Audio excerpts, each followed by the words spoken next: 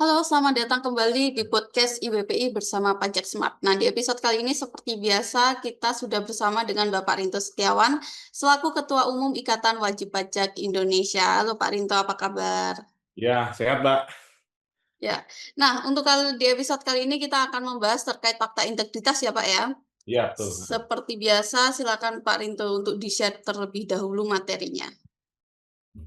Jadi kami dari Ikatan Wajib Pajak Indonesia baru saja melakukan ini, Mbak, ya, mendaftarkan sengketa informasi publik, Mbak, ya. Nah, ini kelihatan, Mbak, ya. Nah, ini Komisi Informasi Pusat, Akte Registrasi Sengketa, nah ini, Mbak, ya, 29 Juni 2006. Nah, ini melawan Kementerian Keuangan, Cekri Pengendalian Pajak. Hmm, ini terkait apa? Ini kelihatan, Mbak, ya? Ya, Silakan, Pak. ya, oke. Ini, Mbak, ya.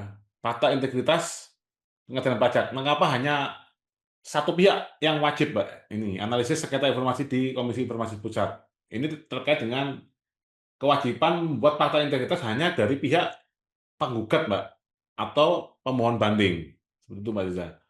Padahal notabene kami selaku wajib pajak ini adalah pemilik kedaulatan, kami menggugat pelayan kita yang tidak becus bekerja, itu kan harusnya mereka yang membuat fakta integritas, Mbak, ya. Malah kita yang suruh membuat fakta integritas. Anehnya, oke lah kita tidak apa-apa kita membuat, mereka malah nggak membuat. Seperti itu, Mbak Aziza. Nah, bayangkan Anda berada di pengadilan pajak sebagai wajib pajak atau kuasa hukum. Anda wajib menandatangani fakta integritas, namun pihak DJP sebagai terbanding atau tergugat tidak memiliki kewajiban yang sama. Mengapa? Dan apa yang terjadi ketika pemerintah ditanya alasan di baliknya? Nih, ketimpangan aturan di ruang sidang. Ini, Mbak, ya, matriksnya seperti ini ya, wajib pajak dan kuasa hukum, status persidangan, berperkara, kewajiban fakta integritas. Ini wajib, Mbak, ya.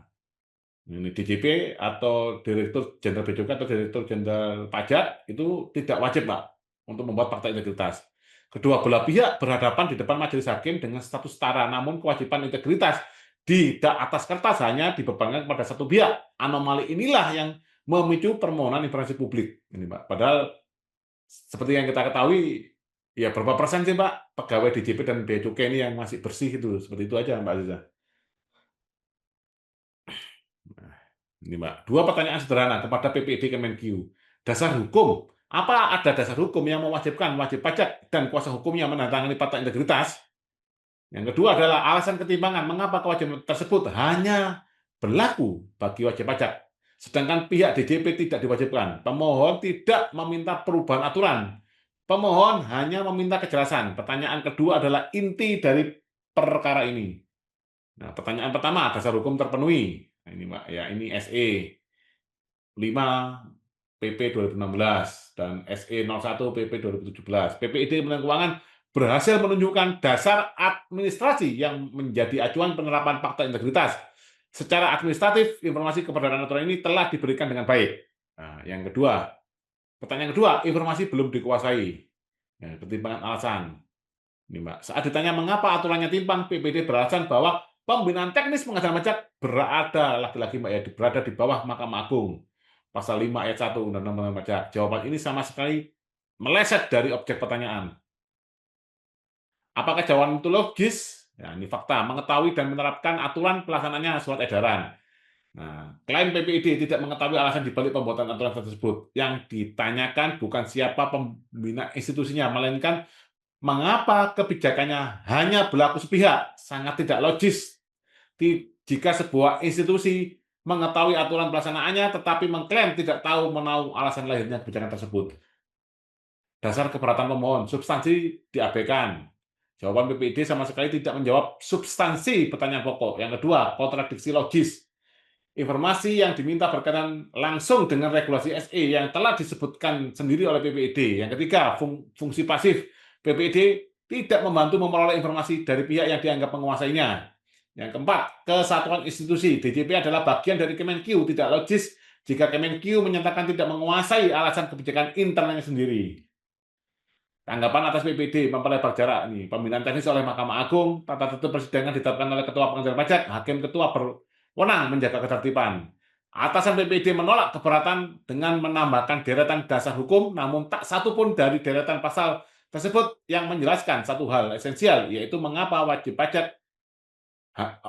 hanya wajib pajak yang diwajibkan membuat fakta integritas. Nah, ini terjadi juga kekeliruan fundamental dalam menjawab ini dasar hukum kemenangan, siapa yang berhak membuat aturan, dan dasar pertimbangan atau alasan mengapa aturan itu dibuat. Terdapat perbedaan tajam antara dasar hukum pembentukan aturan dan alasan lahirnya sebuah kebijakan. Pemohon meminta informasi mengenai dasar pertimbangan atau proses pembentukan kebijakan, namun pemerintah dalam hal ini Kementerian Keuangan terus berlindung di balik kewenangan. Jadi sangat tidak logis, Pak ya. Hanya dia ngomong kewenangan-kewenangan, tapi dia tidak tahu asal-muasal kewenangannya itu berasal. Nah, mengapa ini penting? Prinsip equality of arms. Ini, Mbak. Ini harus seimbang, Mbak. Dalam setiap peradilan yang adil berlaku prinsip equality of arms. Para pihak harus mendapat perlakuan yang seimbang dalam proses beracara. Ini kalau di awal saja sudah terlihat ada keberpihakan, bagaimana akan membuat proses putusan pengadilan yang adil seperti itu, Mbak Aziza. Pertanyaan masyarakat tentang ketimbangan fakta integritas ini adalah bentuk permintaan informasi atas pembentukan kebijakan, bukan sekedar opini pribadi. Mengapa sengketa diajukan? Nah, ini permohonan informasi gagal mendapatkan substansi, keberatan ditolak oleh atasan PPD, dan akhirnya ke sengketa KIP di Komisi Informasi Pusat. Pemohon menempuh seluruh jalur administratif secara berurutan. Karena jawaban substansial tidak pernah diberikan, sengketa diajukan sebagai langkah terakhir. Ini, Mbak, eskalasinya ya. Nah, apa yang diminta dari Komisi Informasi? Pertama, mengabulkan permohonan. Yang kedua, memerintahkan termohon untuk memberikan informasi yang dimohon. Tuntutan pemohon sangat jelas dan terukur, tidak lebih tidak kurang. Objek sengketanya bukan menuntut perubahan kebijakan, melainkan menuntut pemenuhan hak atas informasi publik. Ujian bagi pelayanan informasi publik. Ya, ini, Mbak, ya, memberikan dokumen atau administrasi dan menjawab substansi atau akuntabilitas. Ini yang di tengah-tengah ketemunya adalah transparansi yang nyata. Kasus ini melampaui isu fakta integritas. Ini adalah ujian bagi akuntabilitas badan publik. Apakah pemerintah cukup berlindung di balik kalimat kami tidak menguasai informasi, ataukah mereka wajib memberikan penjelasan yang mencerdaskan masyarakat? Transparansi adalah penjelasan, bukan sekedar dokumen. Sengketa ini diajukan untuk mendapatkan kepastian mengenai hak masyarakat atas informasi publik. Seperti itu, Mbak Zia. Oke. Nah, Pak, ketika informasi yang diminta ini justru tidak diberikan secara substansif ya. Nah, dampaknya itu terhadap wajib pajak nih, Pak, terutama itu seperti apa, Pak?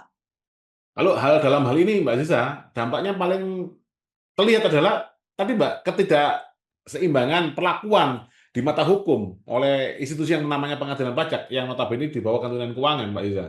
Jadi yang satu pihak diwajibkan membuat ini itu sampai banyak, Pak ya, yang pihak satunya tidak membuat apa-apa. Seperti itu, Mbak Ziza. Padahal pihak yang digugat, nah itu kan lebih sering adalah pihak yang salah, Mbak. Itu kan yang seharusnya membuat fakta integritas. Nah, nanti kalau tidak membuat fakta integritas, kalau mereka sendiri yang menyuap gimana, Mbak? Yang menyuap hakimnya. Oh, itu temannya. Seperti itu, Mbak. Oke. Nah, Pak, kalau sudah seperti ini dari Ikatan Wajib Pajak Indonesia itu solusinya harusnya seperti apa, Pak? Ya, kalau kita dari Ikatan Wajib Pajak Indonesia sementara ini solusinya harus membuat peraturan yang adil, Mbak, yang sama. Wong kita ini dua pihak yang sama, seperti itu, Mbak. Kalau kita diwajibkan membuat fakta integritas, sana juga harus membuat, seperti itu, Mbak Ziza. Kita disuruh menunjukkan KTP, sana harus menunjukkan KTP. Nah, itu harus ada regulasi seperti itu. Jangan hanya memihak satu pihak, ini sudah tidak adil, Pak. Bagaimana mendapatkan keadilan yang prosesnya saja sudah ada kecurangan atau ketidakadilan, seperti itu, Mbak Ziza. Oke, Pak. Apalagi kan ini dari wajib pajak kan tadi Pak Rito mengibaratkan sebagai pemilik kedaulatan ya, Pak ya. Iya, betul, Mbak. Rakyat itu pemilik kedaulatan dan mau apa namanya mempertanyakan lah kinerja dari karyawannya, tapi malah Iya. dibuat tidak adil seperti ini, seperti itu Iya. ya, Pak ya. Ya, berarti kesimpulannya kan mereka ini kan sebenarnya kan tidak layak menjadi pelayan rakyat, seperti itu aja, Mbak. Ya. Oke, Pak. Terima kasih banyak Pak Rinto untuk episode kali ini. Kita akan bertemu lagi di episode selanjutnya ya, Pak ya. Ya, betul, Mbak. Dan untuk teman-teman jangan lupa like, comment, share, dan juga subscribe channel ini. Kita akan bertemu di episode berikutnya. Terima kasih. Terima kasih Pak Rinto. Ya, sama-sama, Mbak.